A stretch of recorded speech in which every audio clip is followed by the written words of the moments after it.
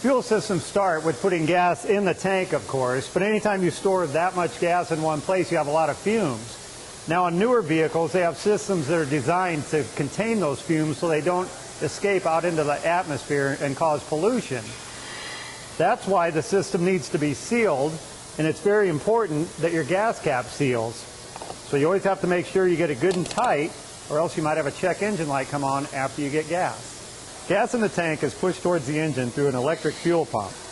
These pumps produce a precise amount of pressure, and even a minor drop in that pressure can cause major problems such as rough running, stalling, and even failing to start.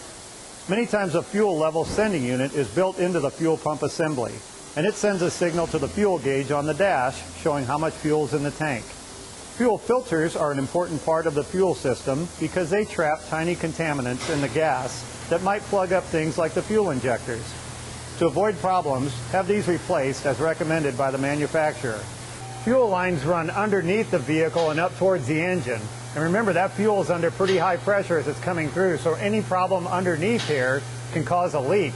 So have your mechanic check your car out the next time it's in for signs of severe rust or even damage from running something over in the road. Once the fuel has traveled through the lines, it heads up towards the engine and into a fuel rail. The fuel rail carries the gas to the individual fuel injectors on the engine. Fuel injectors are the end of the line for the fuel, and they're located at each cylinder on the engine. They spray a fine mist of fuel that mixes with air and is ignited by the spark plug.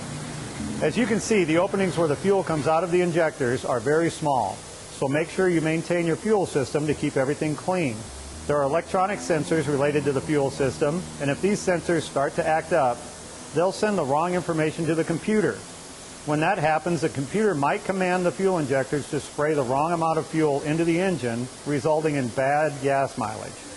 If you have a problem with any part of your fuel system, your gas mileage might be a fraction of what it used to be. So get the problem fixed, and you might have a little less of a jump when you go to the pump. For Channel 6 News, I'm Jim Champion, the Auto Guy.